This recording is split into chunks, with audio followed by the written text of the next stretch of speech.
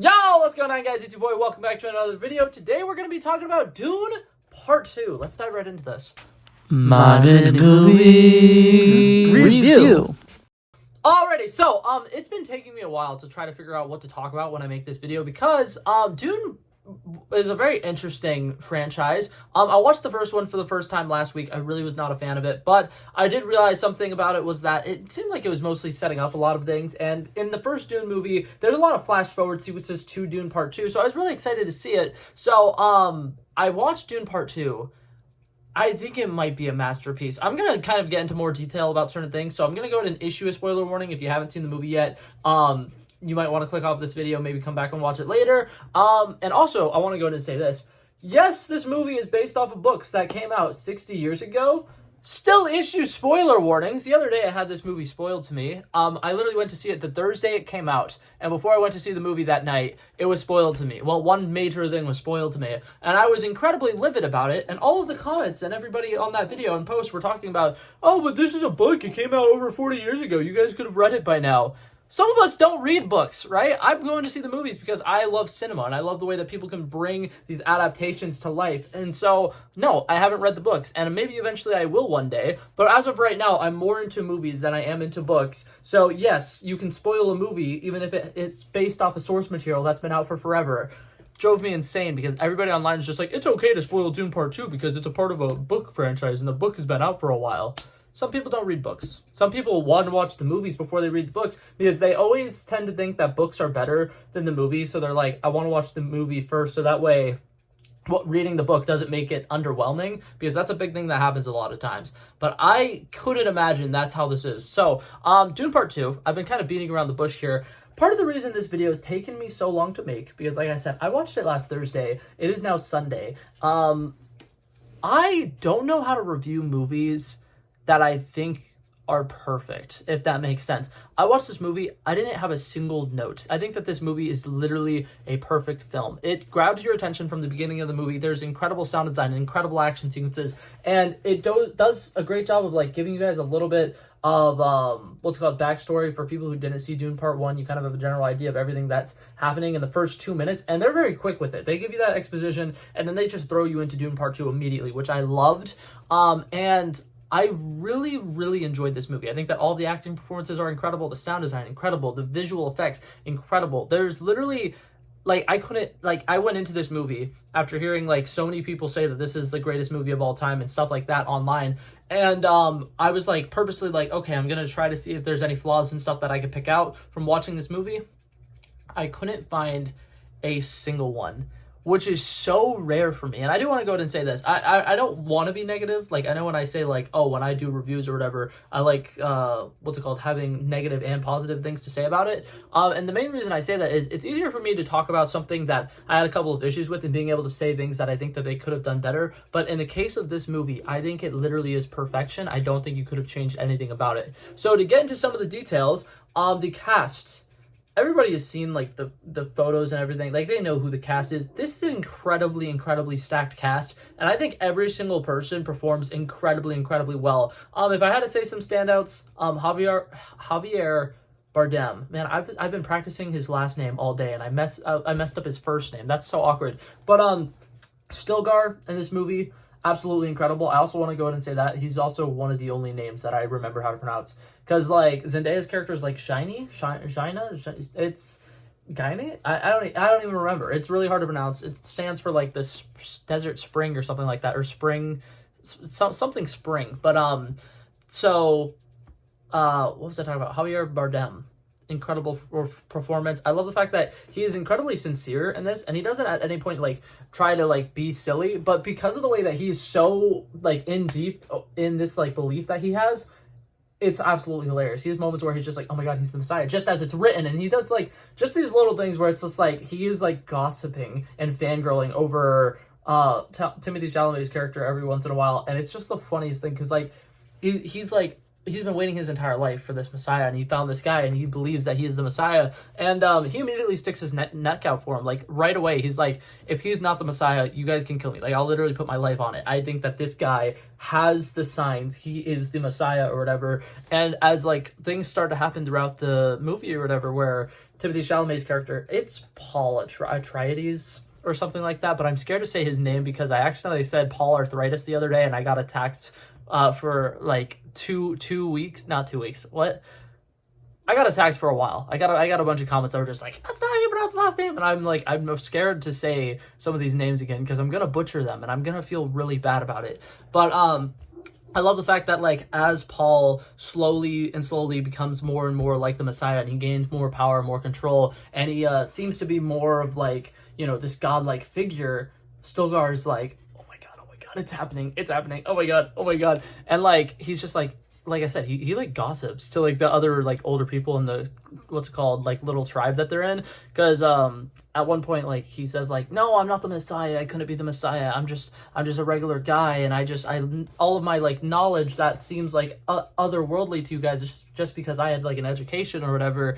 And he just like turns around to the other people and he's just like and he's so humble like the Messiah would be, and it's so good, it's so funny. I absolutely loved him. I think that this year the Oscars is going to be just Dune winning everything. I don't think that there are any movies coming out this year that I think even have potential to top this.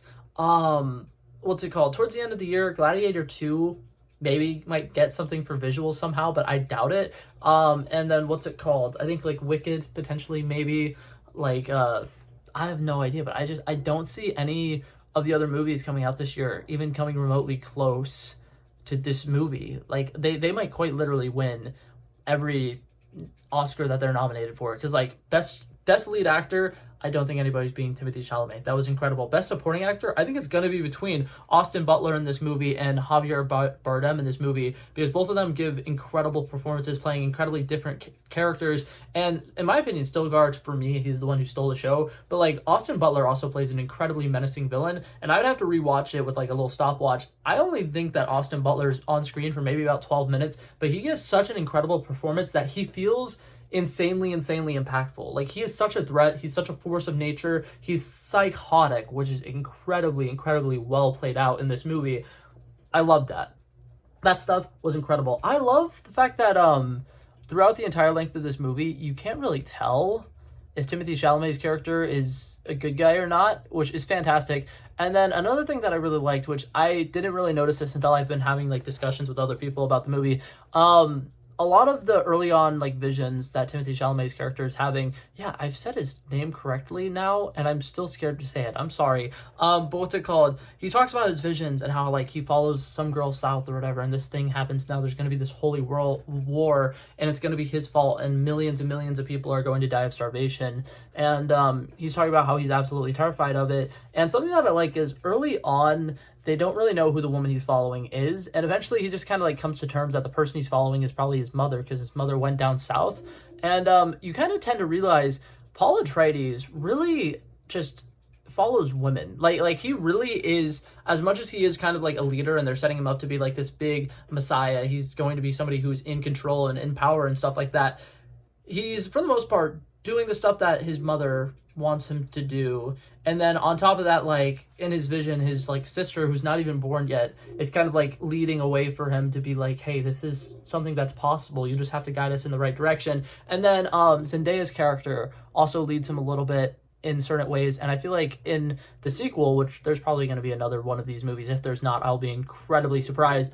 In the sequel, it's probably going to be Florence Pugh's character kind of leading away for him as well. So I think it's really interesting that they're like showcasing him as a leader, and he's like a charismatic leader, and he's somebody who's like, you want to trust this guy, you want to believe him, you want to kind of put your faith in a guy like him, because he's incredibly powerful, he's incredibly humble, he's very knowledgeable, he can like pick up on things like that. And it's somebody who definitely is admirable that you'd want to follow. And I like the fact that he doesn't really know everything. He just does a really good job of seeming to know everything. And then obviously later in the movie, he eventually will technically learn everything because of the sequence where he has like the water of life, or is it water of life? It's something like that. The really interesting like blue Gatorade. It kind of looks like Blue Fabulosa, which I kind of wanted to try. That's unrelated, but Blue Fabulosa, any of the flavors of Fabulosa actually look really good. Anyways, where are we going with this? A couple of other big performances I want to talk about. Oh, hold up. I did have one flaw with this movie. I'm going to go ahead and say it here. There was one thing that I thought this movie could have done a little bit better, and it's literally one moment in the entire film. This movie is 2 hours and 40-something minutes long, and there's one thing that I wanted just a little bit more out of, which I think that's also another thing. If your one critique for an entire length of a movie is that you wish there was more of something, they did a really good job with the movie. But specifically, I thought that Dave Bautista's character in this was great. And I think that his acting performances in this is fantastic. I think that he's definitely cemented himself as the greatest WWE superstar turned actor with this performance. Like, he's had now like 3 or 4 incredible roles that have a lot of diversity and stuff like this. And like his villain that he plays here, who's somebody who is like trying to be super powerful and menacing, but in the end of the day is kind of weak and pathetic in comparison to some of the other leaders in this movie. What's it called? His acting performance in this is fantastic. But my one gripe with this movie is his death scene is so fast. It's just like boom, bam, bop, bada bop, boom, pow. I don't know why I added the bada bum boom pow there. That was kind of unnecessary. But in that sequence, we're watching Josh Brolin's character go through, slaughter a bunch of people, kill a bunch of people, slaughter a bunch of people, whatever. And then Dave Bautista is trying to run away because he's a coward, like I mentioned. And he's this close to getting onto the helicopter. And last second, Josh Brolin yells at him, "Hey!" or something, gets his attention. I just yelled really loudly. I did not mean to do that. And wrong guy. Dave Bautista's character turns around and they like set it up like there's about to be this really epic sword fight, and Josh Brolin kills him in like 2 seconds. And I was like, I just wish that they gave that fight sequence like 30 seconds, because like I understand that's not the big fight of the movie, that's not like the big sword fight that we're waiting for, that comes later on in the movie, but in my opinion it definitely feels like that should have been a bigger moment, because Dave Bautista's character has had so much like growth throughout this movie, and you kind of start to feel a little bit of sympathy for him at this point, and you just watch him die so fast. And then another thing is like Josh Brolin's character, the line that he says after that, I think he's like, "That was for my friends," or something like that. It's like, that was like one of the only pieces of dialogue the entire movie that I was like, okay, that wasn't great. But I was like, that entire little segment there, I was like, man, that 45-second scene knocks this movie down from a 100 to a 90. No, I'm kidding. I think the movie's still a 100, by the way. If you guys are waiting for my rating, that's going to be it.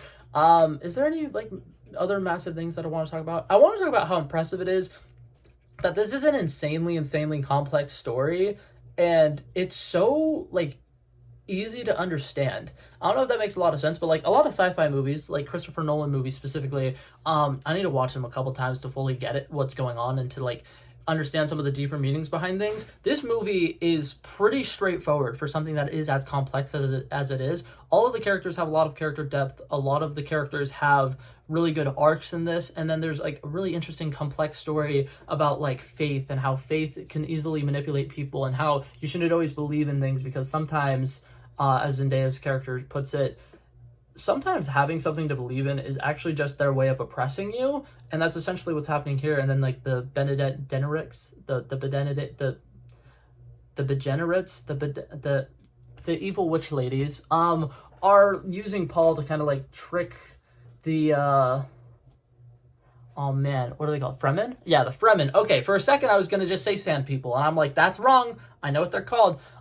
Yeah, it's the words are big words, but it's easy to understand the story, which is something that I really liked. I like the fact that they were able to kind of like do time jumps and stuff like that, and it still felt very coherent, and we didn't need like one of those like 9 months later, 6 months later, 4 months later. And some of the things that work relatively well for that is like Rebecca Ferguson's character being pregnant. So like obviously you know that everything is happening within probably at least a time span of a year, because even if this is like their pregnancies last longer or something because it's the future or whatever, it's still like everything is happening in a relatively short amount of time. And then another thing that we like though is we can still tell that a lot of time has passed, because when we first see her pregnancy isn't as noticeable or whatever. Towards the end of the movie, her pregnancy is noticeable. And there's scenes like with Zendaya and Timothee Chalamet in the tent, and he wakes up from his nightmare or whatever, and she's like, you haven't had one of those nightmares in a really long time. And you can tell that like they've been doing this for months, at least at this point, and they're starting to have a lot more experience. And that's another thing, is they do a really good job of showcasing how quickly Timothee Chalamet's character is able to kind of like pick up on the Freeman ways and join them in battle. And there are a lot of action sequences that are great. There's one specific one where they're taking out one of the, I think it's one of the harvest machines or whatever. Incredible scene. Reminded me a lot of The Maze Runner, which some people are going to be like, really? Dune is so much more amazing than the Maze Runner movies. But like, if you see the Maze Runner scenes, there's a lot of like sprinting in it and them having to do like interesting like parkour stuff and predicting stuff that's going to happen so that they can dodge it while they're running. And that's something that reminded me that action sequence. But yeah, overall, think it's an incredible movie. Definitely would recommend seeing it, even if you're not necessarily a huge fan of sci-fi. This movie is probably the kind of movie that's going to be talked about for the next like 20, 35 years. And it's probably going to be heavily debated as one of the greatest movies of all time in, like I said, 4 or 5 years from now. Because obviously right now, anybody who's like, that's the greatest movie of all time, there's going to be recency bias. There's going to be stuff like a year is going to pass by and some people are going to notice, hey, this scene might have been a little weird. But as of right now, it's like you just watched it in theater. It's going to feel like the coolest movie of all time. But yeah, I really liked it. I definitely would recommend it to people. Like I said earlier, I did not like the first Dune movie, but I loved this one. So maybe like force yourself to sit through the first Dune movie, or at least watch a recap. Like honestly, I don't think you actually would need to watch the first Dune movie at all, unless there's stuff that happens in the books, which I've been doing research on the books. I'm not going to read the entire book because I'm not a book person, but I've been doing research on some of the stories, so I have a general idea of some stuff that might potentially happen in a sequel. So I'm like, if they make a Dune Part 3, then I would definitely say watch the first Dune movie. But as of right now, you could probably watch a recap and know everything that you need to know, and you're not missing much with the first movie. But yeah, that being said, like I said, my final score for this movie, 100. It's really good. But yeah, I'm gonna go ahead and leave this video here. Thank you guys so much for coming by and checking it out. I love and appreciate you guys so much for watching. If you liked it, feel free to like and subscribe, and I will hopefully see you guys in the next one. Peace out. Bow, bow, bow. Back at it again, but that's irrelevant. Flow so smooth, they calling me Mr. Elegant. Like an elephant, I got a long nose. Like a president, I've got a few hoes. Swift with a stutter, I'm smooth like butter. Don't see it coming when I slip undercover. Like a big dog, but I don't bite. I'm still a big broad, I'd win that fight. Come match you and I knock out your lights.